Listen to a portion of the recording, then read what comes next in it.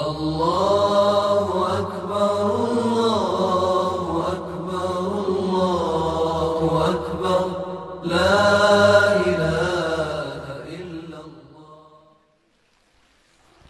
Tahukah kalian bahwa kenapa, apa sebabnya kalian tidak bergairah dengan istri kalian?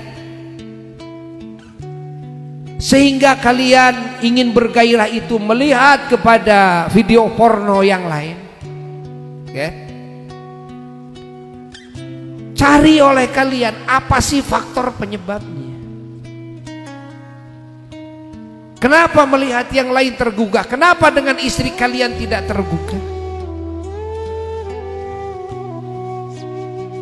Pahami, di sini perlu dua hal yang dikoreksi oleh kita. Yang pertama adalah penyakit pikiran kita, penyakit hati kita sendiri, penyakit hati kita, penyakit pikiran kita. Ini kita digoda oleh setan agar kita terus celaka, agar kita terus berdosa. Ingat, agar kita terus melakukan hal-hal yang Allah benci. Ini penyakit hati. Obatin penyakit hati itu. Obatin.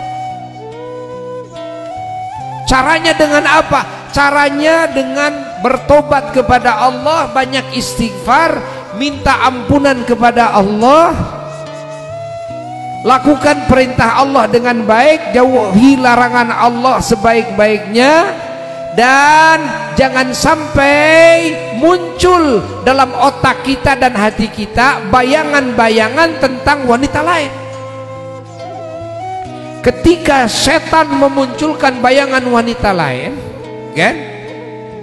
Membayangkan cantiknya si A, membayangkan indahnya si B dan sebagainya, cepat istighfar kepada Allah, minta kepada Allah, ya Allah, hilangkan bayangan saya, hilangkan hayalan saya, hilangkan dari pemikiran saya, dari hati saya, hilangkan rasa ingin membayangkan, rasa ingin melihat wanita-wanita yang tidak dihalalkan oleh Engkau ya Rabb. Tumbuhkan di hati saya cinta kepada istri saya, tumbuhkan di hati saya kebahagiaan dan kesenangan bersama istri saya, tidak dengan selain istri saya ya Rabb. Jangan malah dimunculkan, jangan malah dibayang-bayang, tutup itu. Ini yang pertama. Karena itu penyakit hati. Semakin kita malah diumbar, sering menghayalkan yang lain, semakin berat penyakit hati kita. Semakin jauh perasaan hati kita dengan istri kita, walaupun sekasur, sebantal, walaupun satu atap, kita ada di mana, istri kita ada di mana. Makanya jangan ingin menyembuhkan penyakit dengan membubuhkan penyakit yang lebih berat. Hapus. Jangan kita melihat foto-foto wanita yang lain. Jangan kita senang melihat film-film wanita, wajah-wajah wanita yang lain. Kecuali kita ada darurat, ada udzur, kita harus tahu orang ini, wanita ini dan sebagainya, ada kepentingan-kepentingan yang ma'dzur, yang ada udzur menurut syara. Ya kan? Untuk akad jual beli, akad dagang, hatta untuk akad nikah, saya harus tahu, lihat ini. Demi keamanan dan sebagainya, saya harus tahu, ya kan? Saya harus tahu. Ya. Dia juga begitu. Ini di pesantren ini bagian apa nih? Ini bagian keamanan. Siapa ini? Si Anu, orang mana? Coba buka dulu cadarnya. Lihat. Oh, udah itu. Nah, ini yang bertanggung jawab nih. Ya. Kalau ada apa-apa ini yang bertanggung jawab. Kita tahu wajahnya, melihat wajahnya, tapi ada kepentingan demi keamanan umpamanya. Nah, itu dibolehkan. Hatta wanita yang cadar, kita lihat. Tanpa ada tujuan-tujuan penting, kita jangan iseng buka foto-foto, lihat wajah si Anu, lihat wajah si A, si B dan sebagainya, diliatin ini cantik ya. Nah, inilah yang menambah penyakit di dalam hati kita, sehingga akan semakin jauh dari istri kita, akan semakin hilang rasa cinta di hati kita kepada istri kita. Melihat istri kita, waduh, gotek kieu pamajikan aing. Nah, kapan kita mencintai istri kita? Padahal istri kita itu halal, Allah ridho kok. Allah ridho. Kenapa hati kita dikiblatkan kepada wanita yang Allah tidak ridho? Kenapa hayalan kita, perasaan kita, pandangan kita dikiblatkan kepada wanita yang Allah tidak ridho? Pahami? Ya? Itu akan menambah penyakit. Maka harusnya banyak istighfar, berdoa kepada Allah agar dihilangkan bayangan-bayangan seperti itu, perilaku seperti itu. Lalu kita berjuang melawan setan, melawan hawa nafsu. Ingin lihat foto-foto wanita, udah track, pindahin lagi. Ada wanita di YouTube atau di FB dan sebagainya, oh cantik, cepat alihkan lagi. Jangan ditatap, cepat alihkan lagi. Harusnya seperti itu. Catat jika ingin sembuh seperti itu. Ini yang pertama. Yang kedua, ingat, yang kedua seperti kata Buya tadi, bentuk istri kita menjadi istri yang kita paling sukai. Bentuk istri kita, ayo dandanin. Gimana senengnya kita dari istri kita, kan? Hapus bayangan kita dengan wanita yang lain. Bentuk, ingat, istri kita sebaik mungkin. Lalu pandangan kita pusatkan ke istri kita, hati kita pusatkan ke istri kita, hayalan kita pusatkan ke istri kita. Berdoa kepada Allah agar hati kita dikasih cinta kepada istri kita, ya kan? Minta kepada Allah, terus dirasa-rasa oleh kita, dielus-elus istri kita, dipandang istri kita, sudah didandani, dikaleng dan sebagainya, ya kan? Sehingga nempel di diri kita. Baiknya istri kita itu selalu membayangi kelopak mata kita. Suara-suara istri kita yang indah selalu nempel di telinga kita. Aroma tubuhnya, aroma rambutnya nempel di hidung kita. Ingat, sentuhan kulitnya nempel di kulit kita. Di mana saja kita berada, sedang di luar, maka kita selalu merindukan istri kita. Ini harus dibentuk oleh kita, ini harus diperjuangkan oleh kita kalau kita ingin selamat, kan? Paham tuh laki-laki ya? Paham tidak? Loh, kenapa kepada saya doang? Kenapa tidak sama perempuan? Beda. Kalau perempuan itu Allah ciptakan wataknya itu, kalau sudah cinta kepada seorang laki-laki, mau laki-laki itu jadi jelek dan sebagainya, perempuan itu tetap istiqomah. Beda dengan laki-laki. Laki-laki itu, gitu kan? Laki-laki itu gampang berubah dan gampang pudar cintanya. Ngaku loh,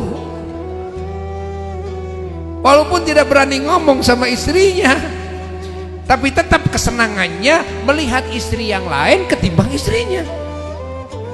Kesenangannya ngobrol dengan wanita lain daripada dengan istrinya. Kesenangannya kumpul dengan wanita lain ketimbang dengan istrinya. Itu kan?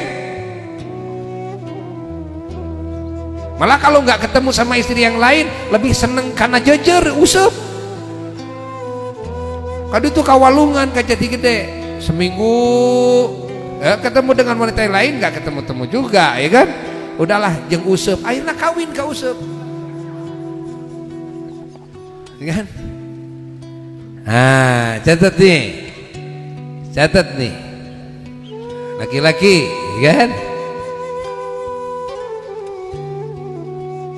Jadi kita harus menjalankan dua hal yang tadi. Obati hati kita. Obati.